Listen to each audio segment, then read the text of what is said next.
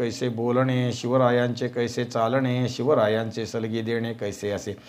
सकल सुखाचा त्याग करो साधिजे तो योग, राज्य साधनाची लगबग कैसे करावी. याहून करावी विशेष तरीच म्हणवावे पुरुष, या उपरी आता विशेष काय लिहावे. तव शौर्याचा एक अंश दे, तव धैर्याचा जरा स्पर्श दे, तव तेजातील एक किरण दे, जीवनातला एकच क्षण दे.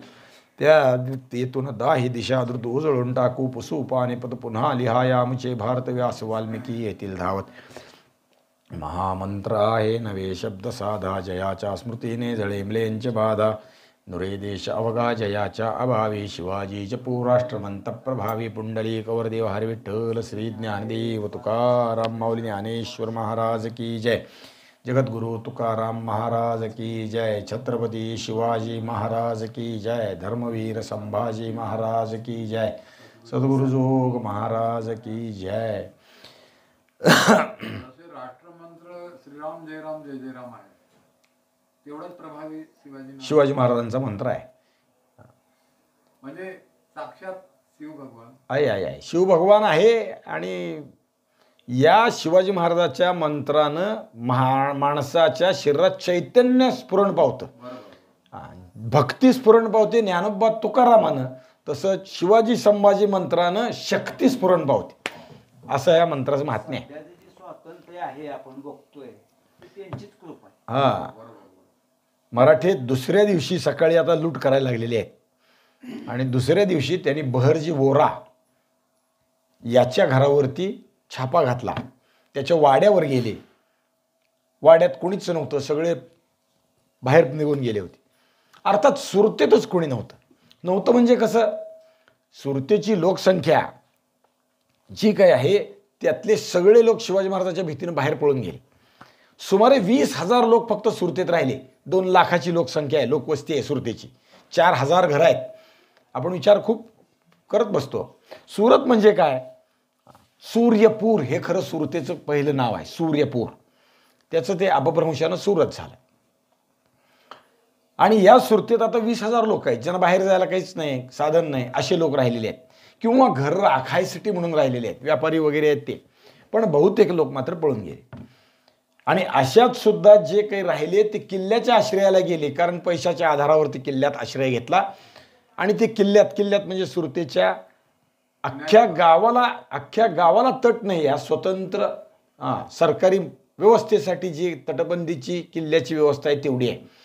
किल्ला लहान आहे, फार मोठा नाही. अजूनही तो किल्ला अस्तित्वात आहे सुरतेचा, तापीच्या तीरावर आहे. आणि आता इथे अजूनही सरकारी ऑफिस आहे, म्हणजे यात तहसील कचेरी चालते, लहानच आहे. या किल्ल्याच्या आश्रयाला व्यापारी गेले, त्यामुळं घरात कोणी नाही. बहरजी वोराच्या घरी कोण नाही. वीरजी वोरा किंवा बहिरजी वोरा दोन्ही प्रकारांत त्याचं नाव उल्लेख करता येतो. या घरात कोणी नाही. महाराजांच्या लोकांनी ते घर फोडलं, दार फोडलं, घरात प्रवेश केला. एखादा नोकर घरात राखायला ठेवलेला, त्याशिवाय कोणी नाही. आणि मग सगळंच्या सगळं घर लुटून नेलं, सगळं काढून घेतलं. घरामध्ये काय मिळालं? 28 शेर मोती मिळाले. काल त्या मोत्याच्या विषयानं खूप मोठा विषय बोललो आपण, काय मोत्याची किंमत असते, मोती कसा असतो.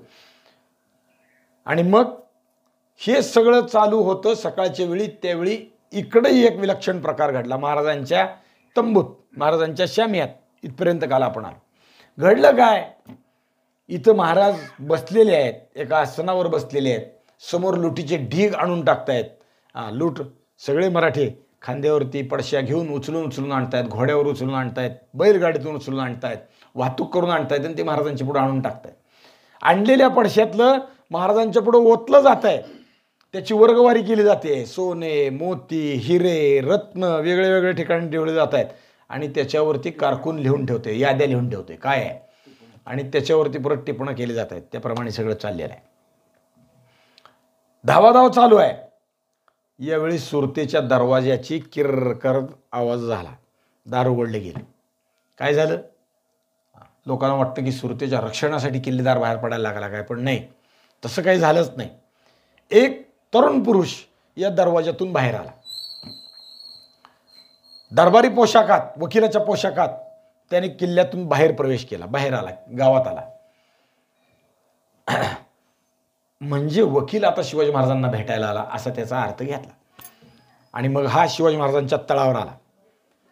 त्याची चौकशी झाली. कोण, का आला, कोणी पाठवलं, कुणाला भेटायचं आहे, काय करायचं आहे.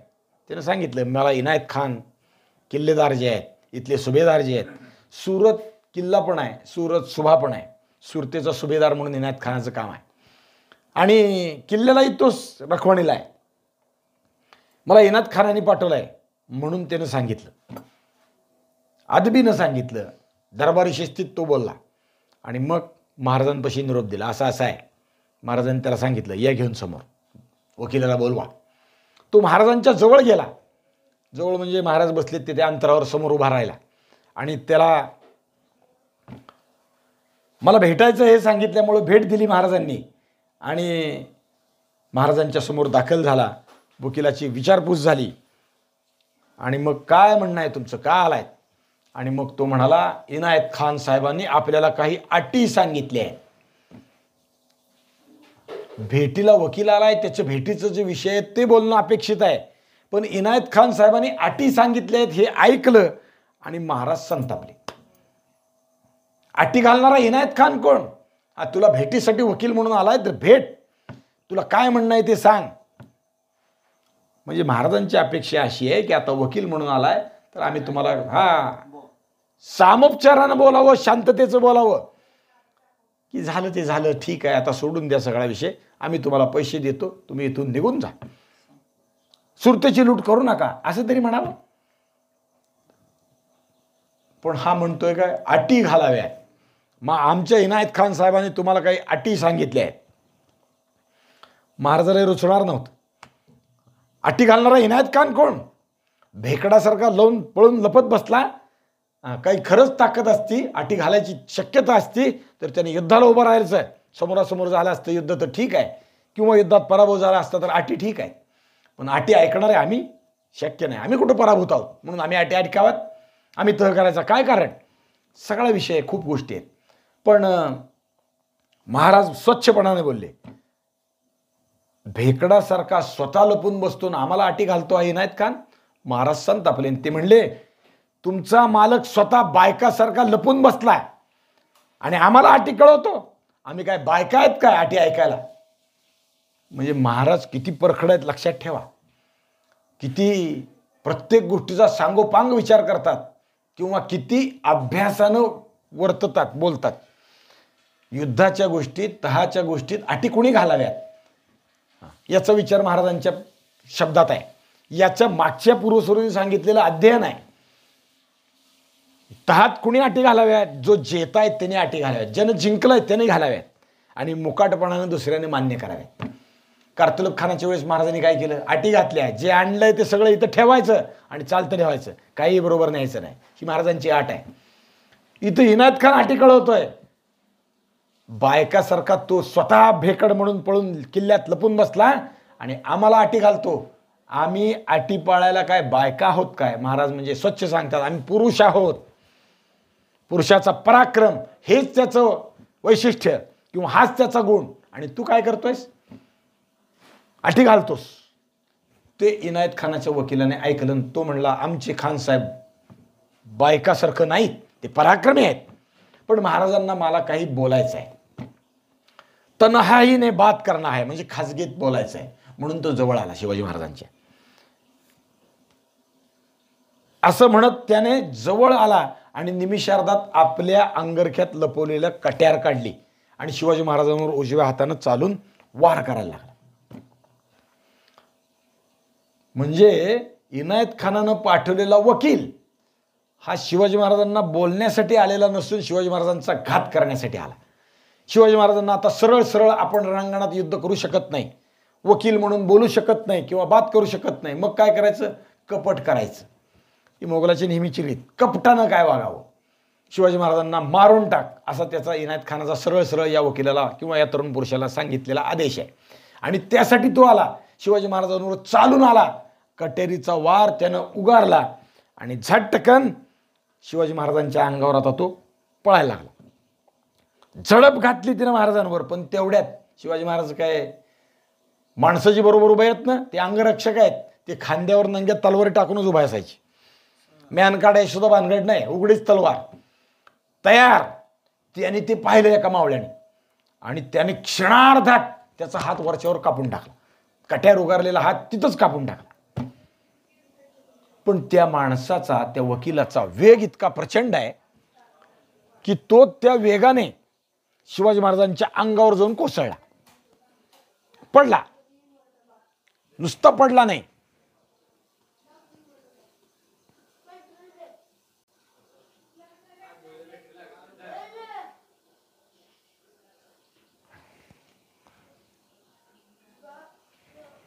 नुसतं पडला नाही,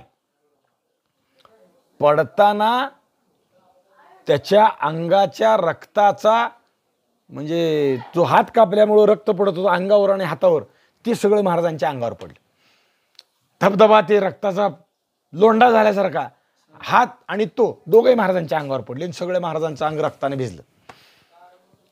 ताबडतोब बाकीचे शेजारचे अंगरक्षक आले आणि त्यांनी त्या माणसाला वडून काढलं, मुंडकं मारलं आणि त्याचा खात्मा करून टाकला, संपवलं, त्याला मारलं त्याला.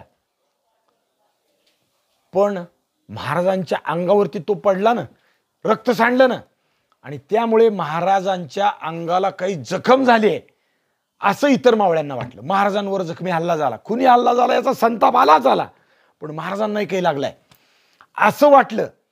आणि मावळे जे संतापले, सगळे शिवाजी महाराजांचे लोक संतापले, ते भयंकर संतापले. हा इकडे मरून पडला, सगळा विषय संपला. त्या हेजिबाने किंकाळी फोडली, तुटलेल्या हातातून भळभळा वाहणारं रक्त महाराजांच्या अंगावर पडलं. पण रक्तामुळे महाराज नाखून निघाले, माहून निघाले. आणि मग बाकीचे मावळे संतापले, त्यांच्यात क्रोध उत्पन्न झाला. तो साक्षात शंकर आणि हे सगळे त्याचे गण. गण म्हणजे शिवाचे गण कसे आहेत सगळ्याला माहिती आहे.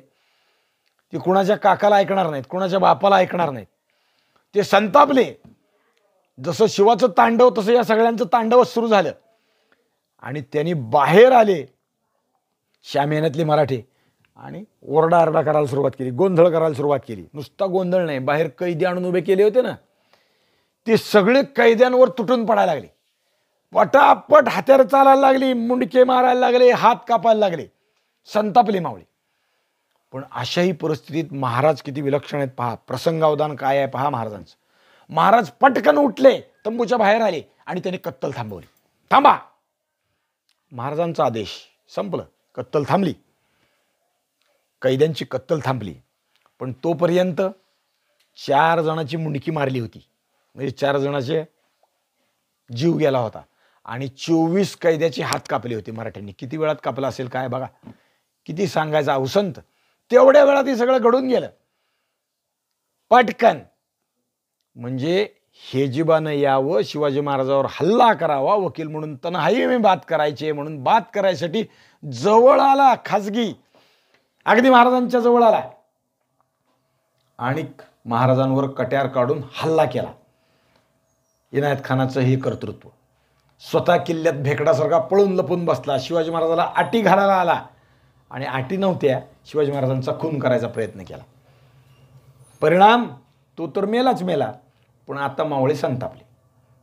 तरी सुद्धा शिवाजी महाराज अशाही परिस्थितीत बाहेर आले, रक्तानं माखलेल्या अंगाने बाहेर आले आणि मावळ्यांना थांबवलं. थांबा थांबा, कैद्यांना मारू नका, सोडा. तोपर्यंत 4 लोक मेले होते, मुंडकी मारली होती, 24 जणांचे हात कापले होते. सरसहा मावळे आता पिसळून उठली. आता याचा परिणाम सुरतेत होणार, हे सरळ आहे, दुसरं काय. शेकडो हात, त्या हातात मशाली आणि तलवार घेऊन आता सुरतेत धावत सुटली. घोड्यावरून कोणी धावत, कोणी रस्त्यातून मशालवाली मराठी घराला आगी लावत पळत सुटले. आता घर सोडत नाही. आता आग काय असते, क्रोध काय असतो, मराठी काय असतात तुम्हाला दाखवतोच. सरळपणानं वागतो तर द्या धन, नसाल देत तर जुलमानं घेतोय तरी द्या. तुम्ही तर तेही देत नाही, काही करत नाही आणि तुम्ही काय करताय तर महाराजांवर खुरी हल्ला करता. आता फेड आहे या गोष्टीची, तुमच्या पापाची फळं. आता त्याचं प्रायश्चित्त भोगा. मराठी घराघरात घुसायला लागली. आतापर्यंत व्यापारी लुटत होते, आता सगळ्या सुरतेला लुटायला सुरुवात झाली. घराघरात घुसावं, धन काढून घ्यावं आणि घराला आग लावावी. हातातल्या मशालीचा उपयोग सुरू झाला. एवढ्यानं नाही, हे मराठे सुटले म्हणजे गांधील माशाचे थवे सुटल्यासारखे सुटले. टोळधाड पडली, माणूस त्यातनं सुटत नाही गांधील माशाच्या तावातनं. तसं सुटले मराठ्यांनी. आता घराघराला दार खिडक्याला आगी लावायला सुरुवात केली. घरं पेटले. कालच्यापेक्षा आता आग वाढायला लागली. काल वागलेली आग होती ती इनायत खानाच्या तोफाने घराला लागलेली आग होती. पण आता आग अशा पद्धतीने लागली. नुसतं एवढं नाही, मराठ्यांनी तेलाचे व्यापारी कोण आहेत, बेरजेला विचारलं कोण आहेत तेलाचे व्यापारी. हा तेलाचा व्यापारी आहे. त्याच्या घराकडे गेले. त्याच्या घरातून तेल आणलं. तेलाचे बुदलेचे बुदले आटले आणि त्याच्यात कापडं चिंध्या भिजवल्या आणि ते तेल लोकांच्या घरावर ओतलं आणि घरं पेटवली. आग काय असते, क्रोध काय असतो आता कळायला लागलं. आम्ही आत्तापर्यंत शांततेनं वागत होतो, बऱ्या बोलानं वागत होतो, देणं ठीक आहे, पण तुम्ही महाराजांचाच घात करायला निघालात. आता संताप मराठ्यांचा उसळून आला. शहरात सगळीकडं तेल फेकून आगी पेकायला म्हणजे आगी लागायला सुरुवात झाली. एक एक घर पेटायला लागलं. लोक एकमेकांना हाका मारायला लागले. घरं फोडीत होते, आगी लावत होते आणि पुढच्या घराकडे जात होते. हाजी झैद बेगचा वाडा असाच लुटून आणला. सगळं घर पेटवलं. मोठ्या मोठ्यांची घरं पेटायला लागली. या झैद बेगचं घर होतं इंग्रजांच्या वखारीपाशी. आता इंग्रजांची भीती बसली. इंग्रजांना भीती वाटायला लागली. ढोल वाजवत आहेत मराठे यावेळेस. हे सगळं वर्णन नाही परदेशी त्यावेळेस सुरतेत असणाऱ्या लोकांनी प्रवास वर्णन म्हणून लिहून ठेवलं. त्यावेळेला त्यातला एक आहे थेवेनॉट, दुसरा आहे ॲबे कॅरी. तो सुरतेत नव्हता पण त्यानं ऐकलं हिंदुस्थानात राहताना, त्यानं ते लिहून ठेवलं. अजून काय निकोलस त्यांनी लिहून ठेवलं. इंग्रजांनी पत्र लिहिली त्यात आहे. डचांनी पत्र लिहिली किंवा आपल्या फॅक्टरीचं रेकॉर्ड जे आहे रोजच्या रोज आज काय झालं फॅक्टरीच्या कामात ते लिहिलं.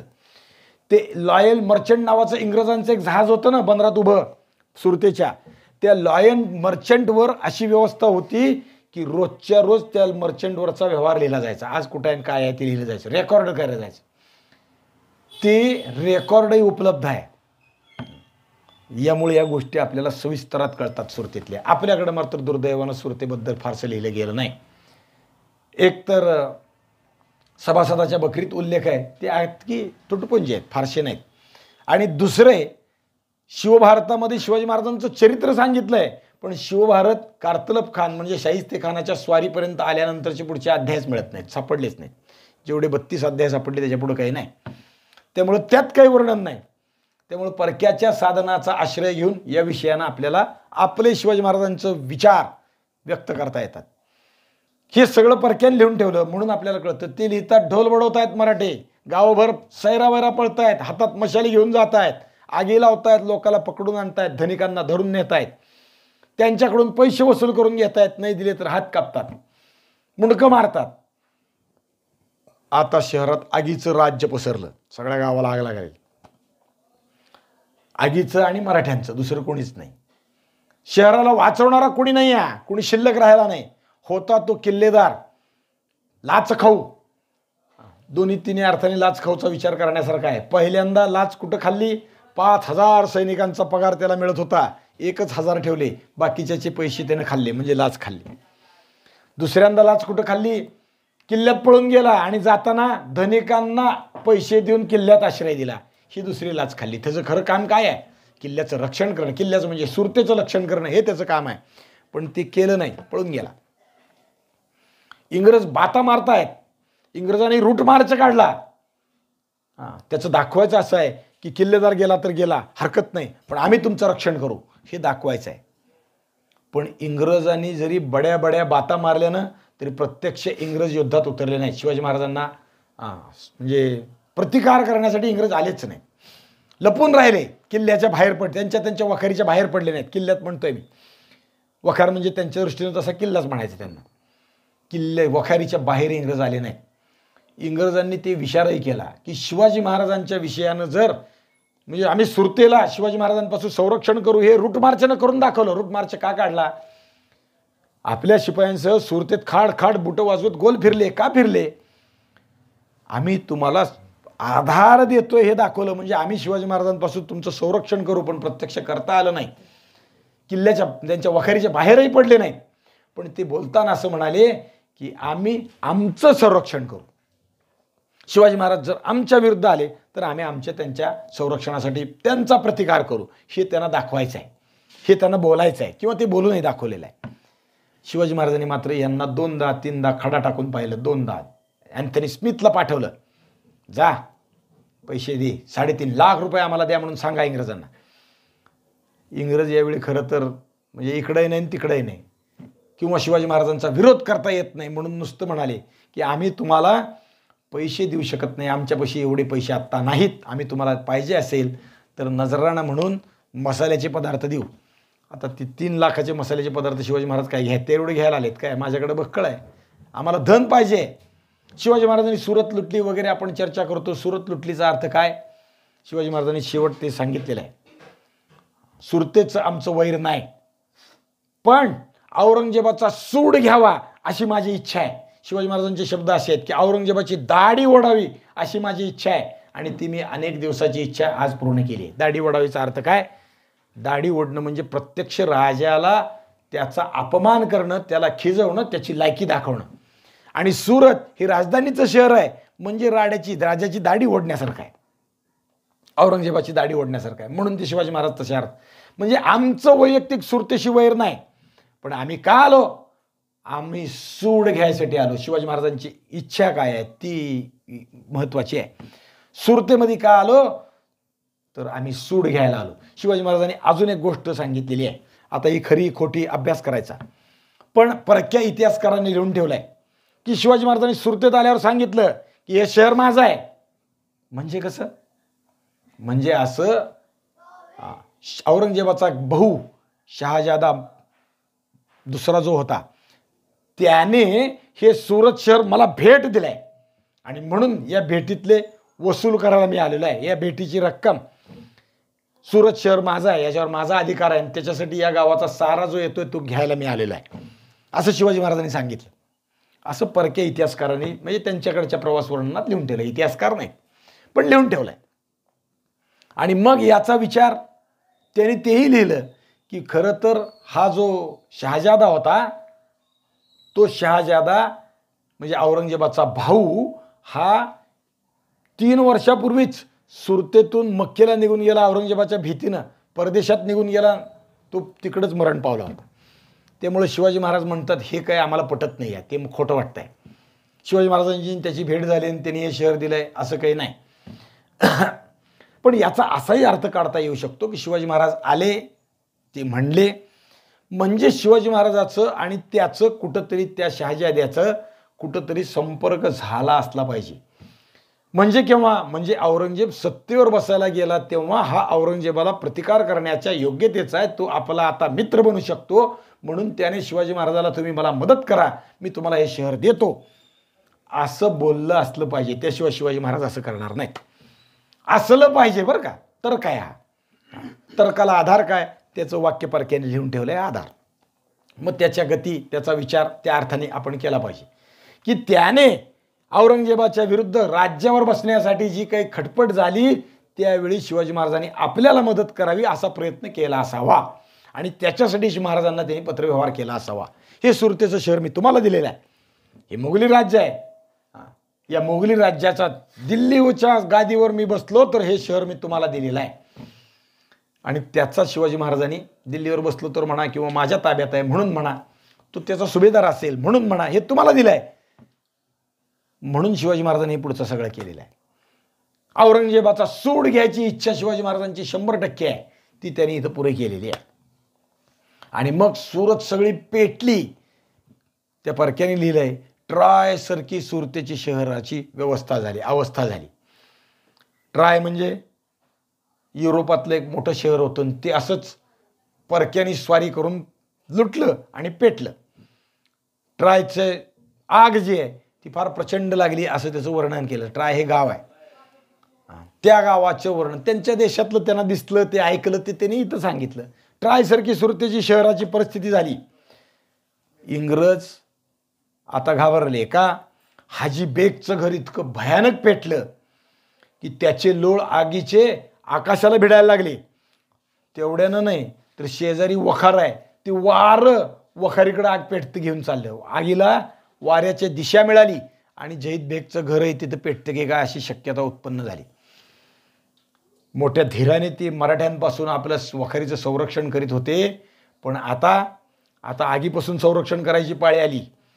निदान वारा फोपावल्यामुळे वखार पेटू नये म्हणून ते काळजी घ्यायला लागले. फरफरा आगीच्या ज्वाळा वखारीकडे यायला लागल्या. इंग्रज यावेळी जेवण करीत होते. ते उठतात तो ज्वाळा वखारीत यायला लागले. आता वखार पेटते काय आणि वखार पेटली तर सगळं अवघड होईल म्हणून वखारीतून त्यांनी काही वस्तू बाहेर काढायला सुरुवात केली. काय बाहेर काढलं? वखारीतून पहिल्यांदा त्यांनी रेकॉर्ड बाहेर काढलं. कागदपत्र व्यवहार जो आहे ज्याला दप्तर म्हणतो आपण ते बाहेर काढलं आणि त्या नावेवर नेऊन ठेवलं. लॉयल मर्चंट नावेवर नेऊन ठेवलं. बघा बरं का इंग्रज काय आहे. पहिलं काय वाचलं पाहिजे? कागदपत्र वाचली पाहिजे. आपल्याकडं अनेक ठिकाणी शिवाजी महाराजांच्या रायगडावरती पहिल्यांदा जुल्फिकार खानाने आक्रमण केलं. रायगड पडला. दुसऱ्यांदा 1818 म्हणजे हे पहिल्यांदा जे झालं ते साधारण 1689ला संभाजी महाराज गेले. त्याच्या आधी रायगड पडला आणि नंतर 1818ला कर्नल प्रॉथरनी रायगड जिंकला इंग्रजांसाठी. तोही मराठ्यांच्या ताब्यातून जिंकला आणि या दोन्ही वेळेस रायगडाचा दप्तरखाना पेटवला. म्हणजे पहिल्यांदा काय पेटवलं? कागदपत्र पेटवली. संपर्काचा जो विषय असतो किंवा ज्याच्यात आपलं रेकॉर्ड चांगलं राहिलेलं असतं ती कागदपत्र सगळी पेटवली. अनेक गोष्टी त्यामुळे इतिहासातल्या जळून गेल्या. रायगडावर काय काय होतं, कसं होतं, काय होतं, कुठून कुठं गेल्यावर काय, ते जे सगळं काही होतं ती सगळी माहिती जाळून टाकण्यात आली. नुसतं कागदपत्र नाही तर दुसऱ्यांदा काय केलं तर कर्नल प्रॉथरने रायगडावरच्याच तोफान रायगडावरचा दारुगोळा वापरला आणि रायगडावरच्या सगळ्या इमारती पाडून टाकल्या. रायगडच नाही तर महाराष्ट्रातल्या सगळ्या किल्ल्यावरच्या वसाहतीच्या खुणा संपुष्टात आणल्या. वसाहतच संपवली. का? तर ते इंग्रजांनी अभ्यास केला की हे मराठे पुन्हा जर सह्याद्रीच्या आश्रयाला गेले तर आपल्याला यांच्यावर राज्य करता येणार नाही, यांचं राज्य जिंकता येणार नाही, हे आपल्याला अजेय होतील.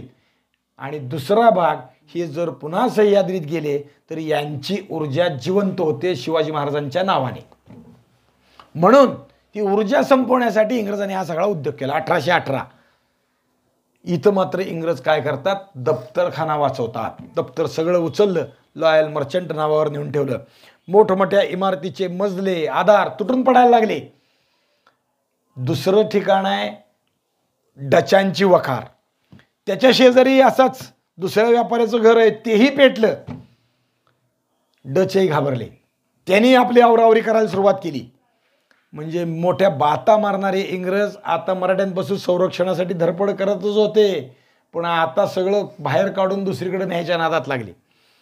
निदान कागदपत्र वाचावी म्हणून जॉर्ज ऑक्झँडननं प्रयत्न केला, पण त्याचं तकदीर बुलंद, नशीब बलवत्तर. वारं फिरलं आणि वारं फिरल्यामुळं आगीचं तोंड बदललं गेलं आणि इंग्रजांची वखार वाचली.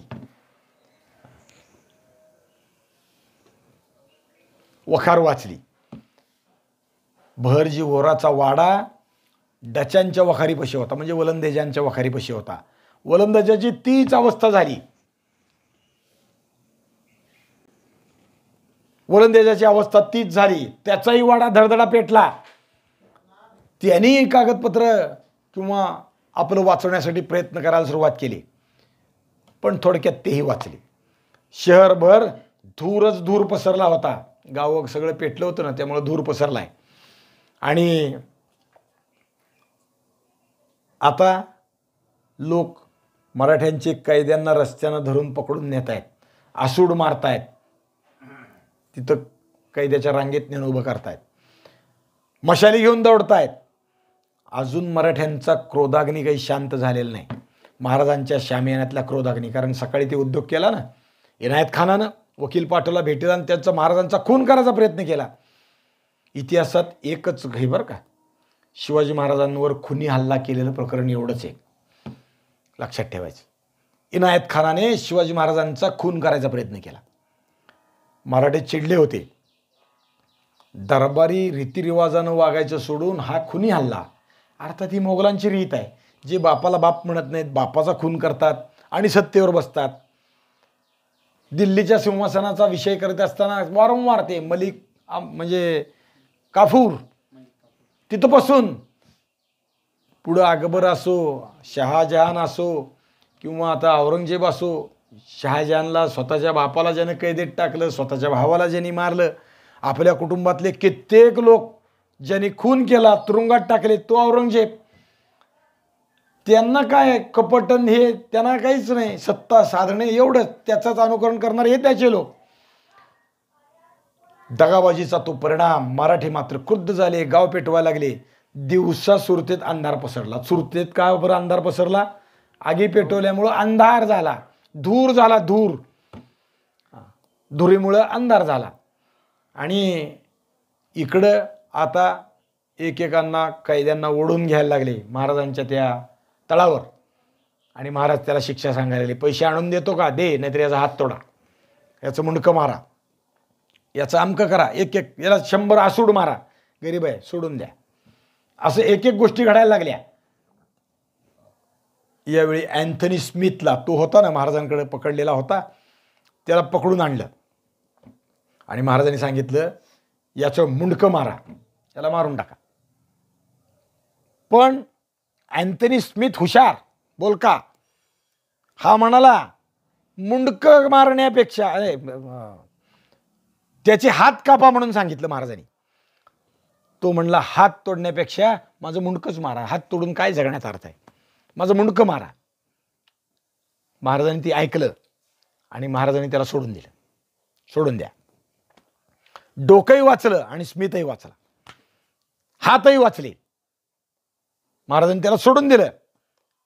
गबर पैसेवाल्याकडून महाराज पैसे काढून घेत आहेत, निरुपायानं कठोर उपाय योजत आहेत ह्या लोकांचे हात कापणं किंवा मारणं.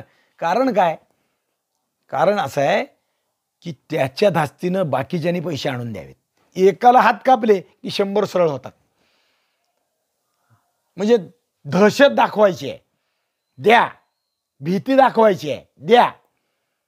म्हणून लोक थैल्या आणून ओततायत. मोगलांच्या मस्तवाल बगल बच्च्यांना ते मगरूर सरदारांच्या दख्खनच्या क्रांतीची योग्य ती जरब बसवणं आवश्यक होतं. ते काम महाराज इथं करतायत. 1 लाख मुघली फौज स्वराज्यात 3 वर्ष धुमाकूळ घालते.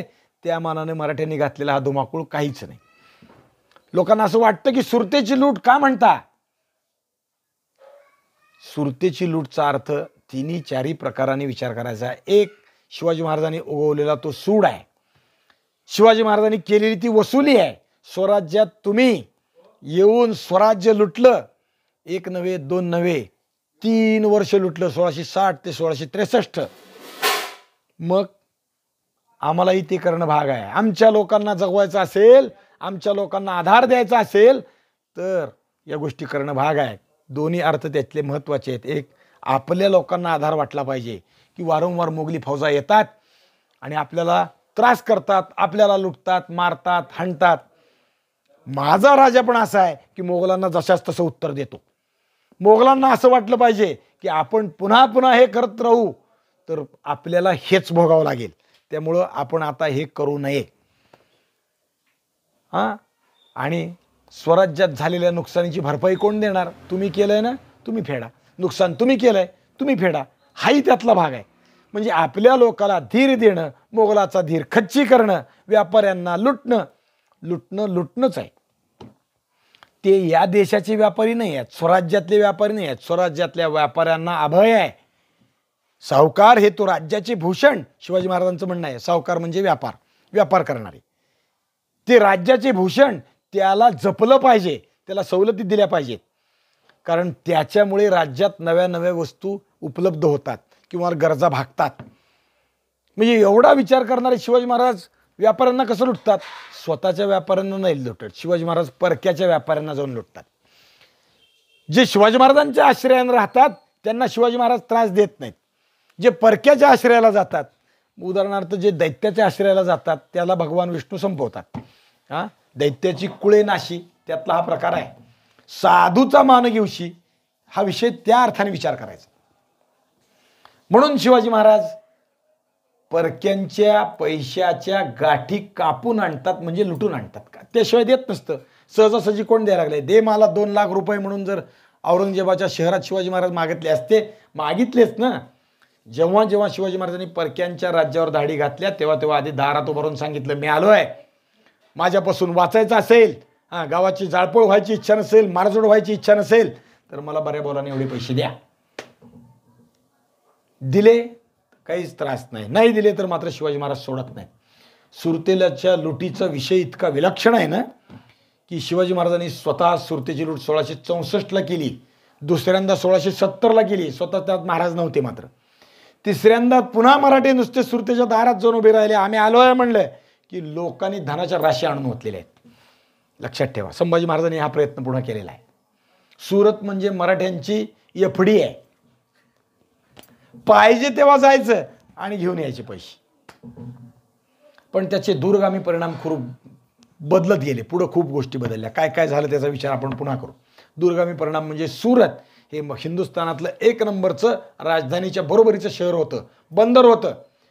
इंग्रजांनी आणि फ्रेंचांनी सगळा अभ्यास केला, सुरत सुरक्षित नाही याचा त्यांनी विचार केला आणि त्यांनी सुरतेतला व्यापार हळूहळू कमी केला. परिणाम सुरतेचा व्यापार कमी झाला आणि मुंबईच्या बंदराचा उदय झाला. मुंबई कुणामुळे मोठी झाली? शिवाजी महाराजांमुळे मोठी झाली. लक्षात ठेवायचं. 3 वर्ष मोगलांच्या फौजा स्वराज्यात अत्याचार, बलात्कार. शिवाजी महाराजांनी बलात्कार तर केले नाहीत ना, स्त्रियांना हात लावला नाही, अत्याचाराची परिसीमा केली नाही. फक्त धन दिलं त्याला सोडलं, नाही दिलं किंवा जो गरीब आहे त्याला काहीच केलं नाही. छळत होते, प्रजेला गांजवीत होते, नागवीत होते, उभी पिकं कापून घेत होते, ते तर काही केलं नाही. पण या सगळ्याचा सूड घेणं गरजेचं आहे. ते शिवाजी महाराजांनी केलं. लुटीत केलं, सुरतेच्या लुटीत केलं. एकच नाही, शिवाजी महाराजांनी अनेक ठिकाणी लूट केली आहे.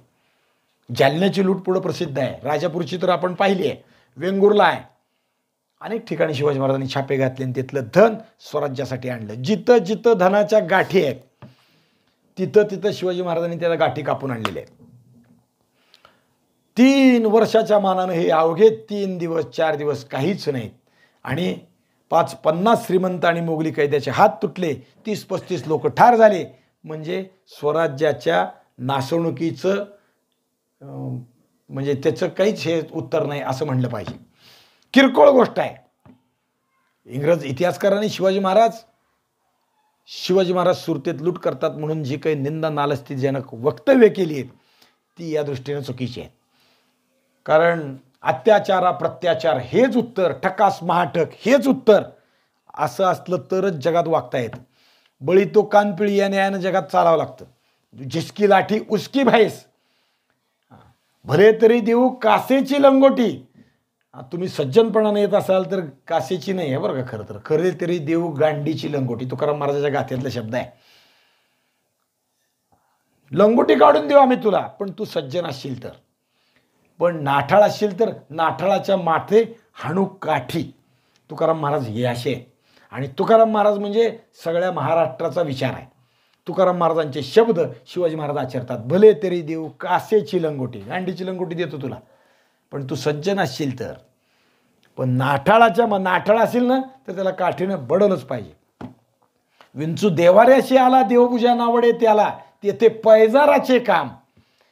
विंचू देवघरात आला, महादेवाच्या पिंडीवर बसला तर त्याला पूजा नाही आवडत, त्याला दुधाचा अभिषेक नाही आवडत, त्याला बेल नाही आवडत.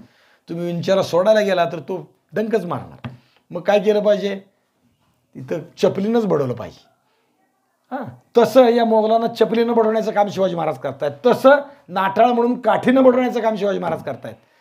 काठी म्हणजे काठीत सगळंच आलं, चप्पल म्हणजे चपलीत सगळंच आलं. चपलीचा अनेक अर्थाने अपमान करणं म्हणजे चप्पल वापरणं. रस्त्यावर एखादी मुलगी, एखाद्या मुलाने जर तिचा उपमर्द केला, तिच्या आबरूला हात घातला, तिला वाकडं तिकडं बोलला तर चप्पल काढते, मुस्काडत मारते त्याच्या. म्हणजे त्याचा अपमान करते. नुसतं हातानं मारणं मारता येतं ना, पण चप्पल काढून मारणं हे त्यातलं एक प्रतीक आहे की अपमानाची परावधी म्हणजे चप्पल काढून मारणं. शिवाजी महाराज ते करतायत. मोगलाच्या अपमानाची परावधी म्हणजे सुरत लुटणं. 30-35 लोक मेले आणि काही जणांचे हात तुटले म्हणजे नगण्य आहे, काहीच त्याचे विचार करण्याचं कारण नाही. इंग्रजांनी जर रडायचं असेल तर त्यांचा स्वतःचा इतिहास काढावा आणि मग रडावं. असे हजारो उदाहरणं आहेत की इंग्रजांनी हे केलं आहे, अत्याचार केले. फ्रेंचांवर त्याने अत्याचार केले, त्यांनी इतरांवर अत्याचार केले, खूप जणांवर अत्याचार केले. इंग्रजांचा सगळा इतिहास काढून सांगायचं म्हटलं तर ते काय हिंदुस्थानवर काय थोडे अत्याचार केले काय? अत्याचारामुळं पेटून उठून इथली जनता रँडचा खून झाला. भगतसिंगांनी तेच केलं. म्हणजे खूप ठिकाणी इथं चाफेकरांनी केलं, तिकडे भगतसिंगांनी केलं, तिकडे बटुकेश्वर दत्तांनी केलं. हिंदुस्थानात सगळ्या भागात इंग्रजांनी केलेल्या अत्याचाराचा प्रत्याचाराने सूड घेतला गेला. म्हणून त्याला मारलं. आम्हाला हौस आहे लोक मारायचे असा नाही विचार. आम्ही का मारले? अत्याचार केले म्हणून मारले, त्याला उत्तर म्हणून मारलं. पण इंग्रजांची खोड आहे.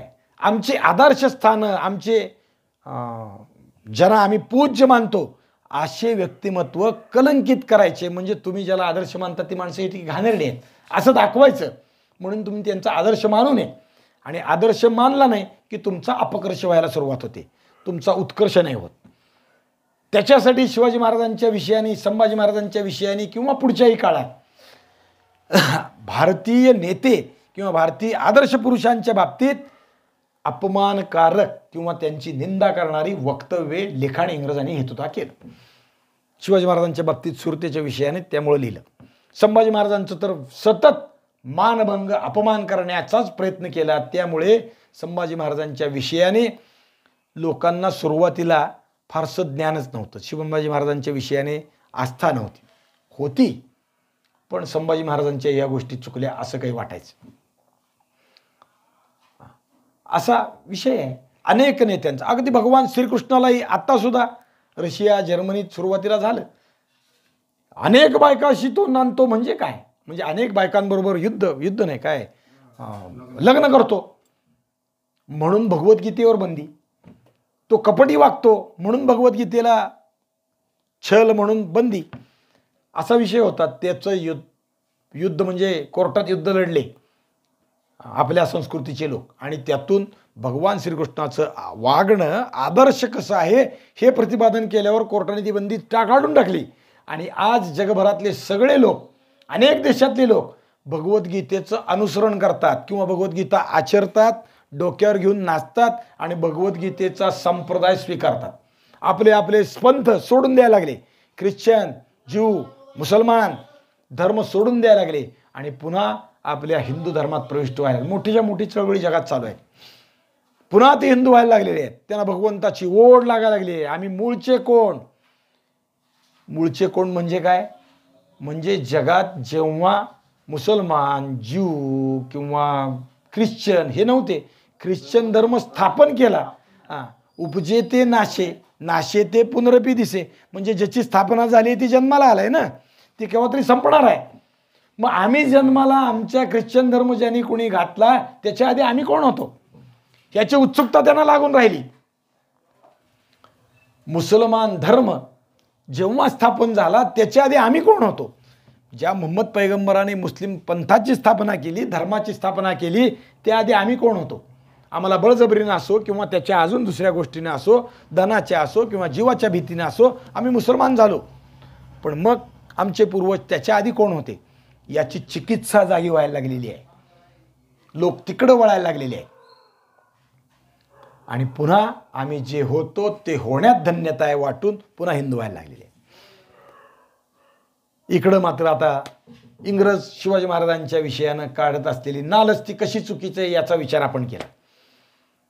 आता शामियान्यात कैदी करून आणलेल्या प्रत्येकाकडून कबूल करून घ्यायला लागले मराठे. दंड काय? मी एवढे पैसे आणून देतो. संपत्तीचा शोध त्यांच्या मार्फत सुरू झाला. चल तुझ्या घरात तुझ्याबरोबर 2 पाठवून द्यायचे, एवढे पैसे आणून दे, सोडलं, जा घेऊन ये. पण बरोबर माणूस द्यायचा, त्यांनी ते घेऊन यायचं. अँथनी स्मिथकडेही महाराजांनी पैशाची मागणी केली, प्रचंड पैसे मागितले. पण दुसरा एक आर्मेनियन व्यापारी तिथं होता बरोबर. त्याने सांगितलं की हा गरीब माणूस आहे, अँथनी स्मिथकडे पैसे नाहीत, फार गरीब आहे, एवढे पैसे तो देऊ शकणार नाही. मग मग 350 रुपये देतो म्हणून अँथनी स्मिथनं शिवाजी महाराजाला कबूल केलं आणि त्यानं ते पैसे आणून भरले आणि स्मिथची सुटका झाली. महाराजांनी त्याला सोडला. स्मिथचे कपडे, वागणं दरिद्री आहे या गोष्टीचा त्याला फायदा झाला. दुसऱ्या आर्मेनियन व्यापाऱ्यांनी त्याला मदत केली. तो गरीब आहे म्हणून सांगितलं. गरीब आहे बरं का. 350 रुपये केव्हा? 300 वर्षापूर्वी. पुन्हा पुन्हा तेच उदाहरण. ज्यावेळी स्वस्ताई आहे किंवा ज्यावेळी सोनं 16 रुपये तोळा आहे त्यावेळेसचे 350 रुपये म्हणजे किती तोळे सोनं त्याने आणून दिलं विचार करा. 16 × 32 20 तोळ्यापेक्षा जास्त सोनं आणून दिलं. आज सोन्याचा भाव आजचा माहीत आहे का?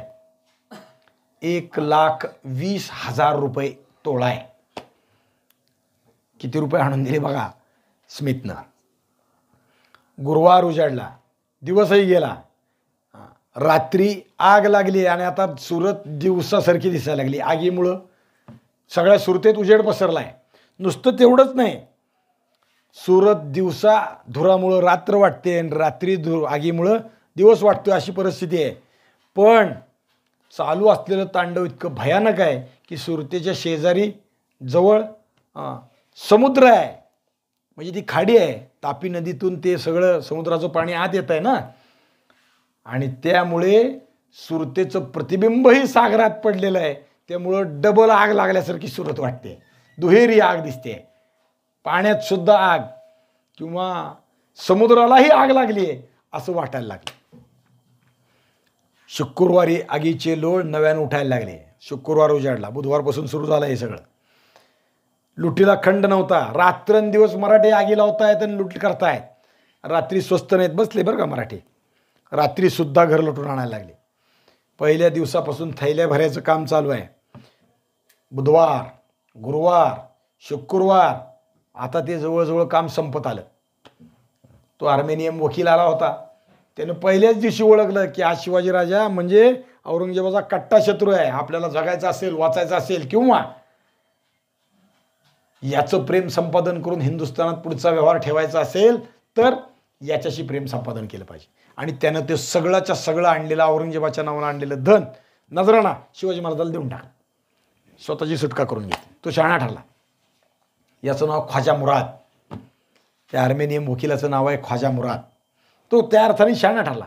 आता इकडं लुटी बांधायचं काम चालू आहे. उरली सुरली लूट तेही जमा करायला लागले.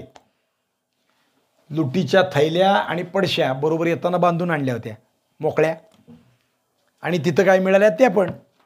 एकूण 3,000 थैल्या झाल्या बघा. यात सोने, चांदी, हिरे, मोती, जड जिवाईर एवढंच होतं. बाकीचं मराठ्यांनी काय केलं? लुटून आणलं.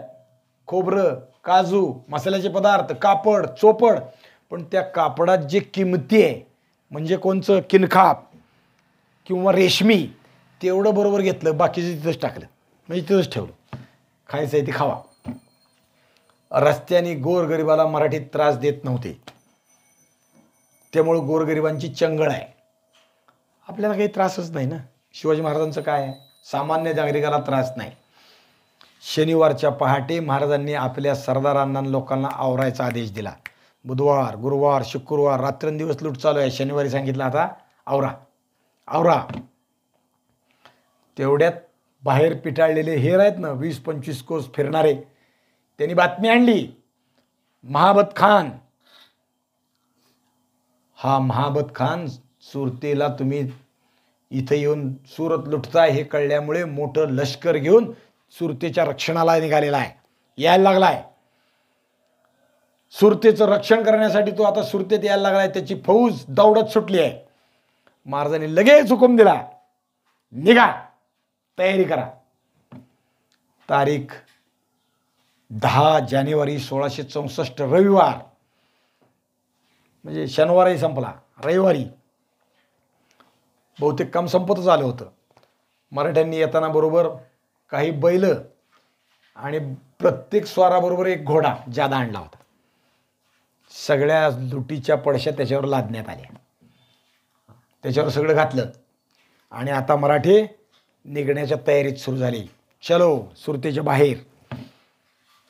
महाराजांनी पुन्हा मागे रक्षणार्थ म्हणजे मागच्या राखणीसाठी मागून येणारी जी फौज आहे त्याच्यापासून या पुढच्या लोकांना आपण निघून जात असताना रक्षण व्हावं म्हणून 500 लोकांची फौज सुरतेत ठेवली आणि सुरतेतून महाराज फौजेसह बाहेर पडले. उरलेल्या 500 स्वारांनी पुन्हा एकदा सुरतेत फेरी घातली. दौडत दौडत रस्त्यावरून दौड मारली. सुरतेत कोळसा, राख, धूर, पडलेली घरं, भयप्रद भगदाडं, स्मशानासारखी शांतता दिसत होती. कशी दिसत होती सुरत? अर्धवट एखाद्या सुंदर युवतीच्या अर्धवट जळलेल्या प्रेतासारखी सुरत दिसायला लागली.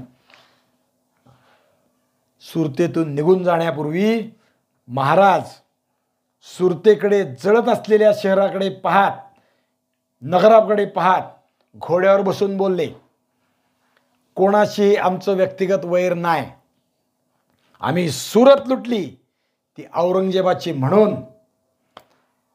औरंगजेबाने आमच्या मुलकाची सतत 3 वर्षे बर्बादी केली, कत्तली केल्या, त्याचा सूड म्हणून आम्ही सुरत लुटली. बरेच दिवस आमची मसलत होती ती आज पार पडली. आमची मसलत होती म्हणजे आमची इच्छा होती की औरंगजेबाची दाढी ओढावी, ती आज पार पडली.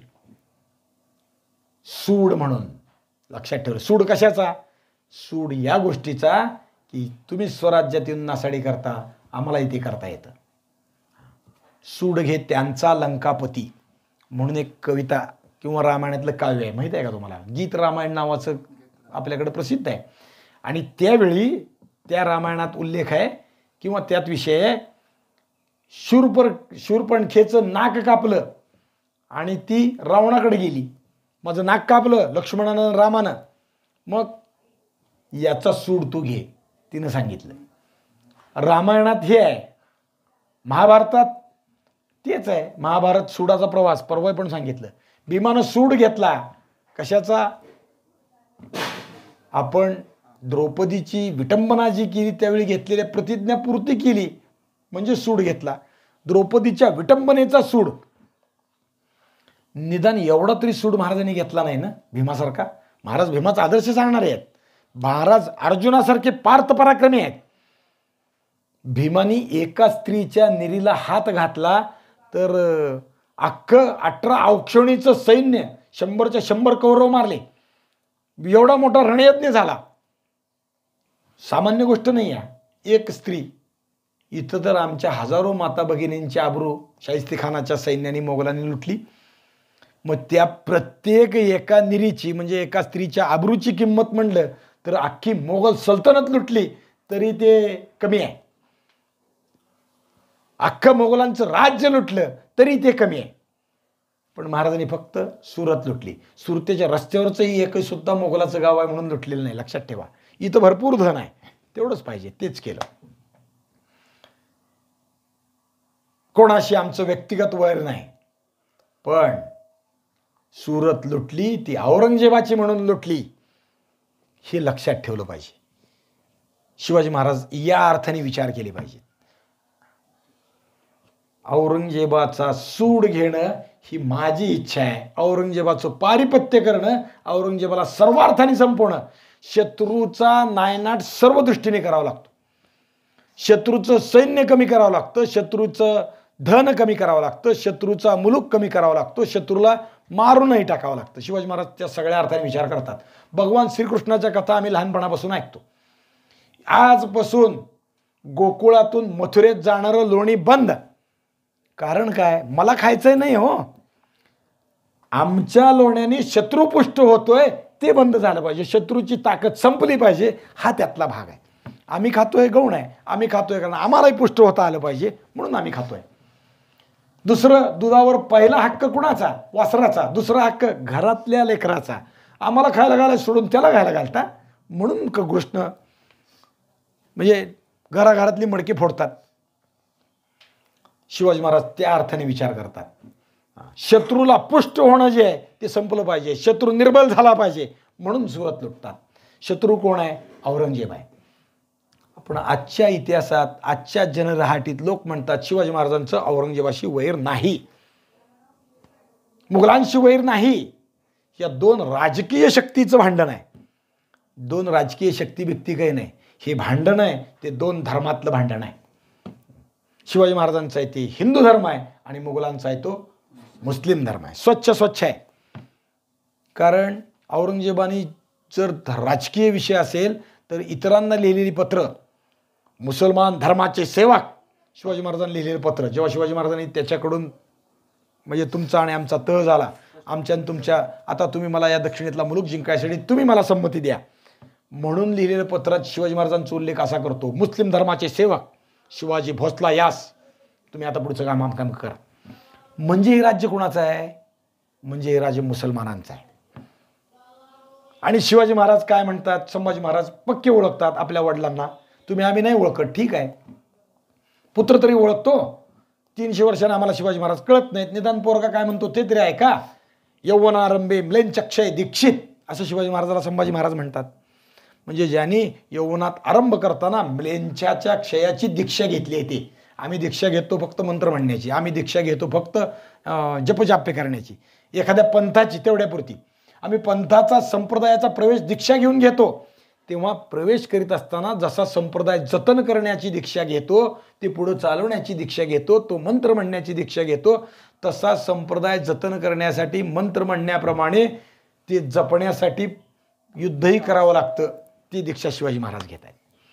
म्लेच्छक्षय दीक्षित, दिल्लींद्र पदलिप्स्वा. माझे वडील कोण आहेत?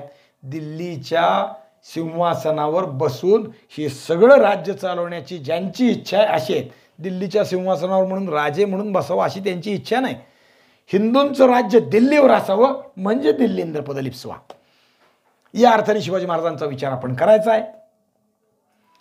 म्हणून शिवाजी महाराज म्हणतात आमचं कोणाशी वैयक्तिक वैर नाही, पण औरंगजेबाची म्हणून आम्ही सुरत लुटली.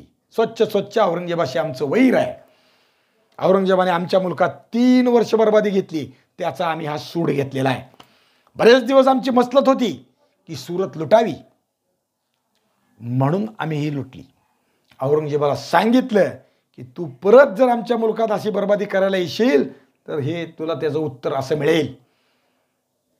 हे शिवाजी महाराजांचं विशेष आहे.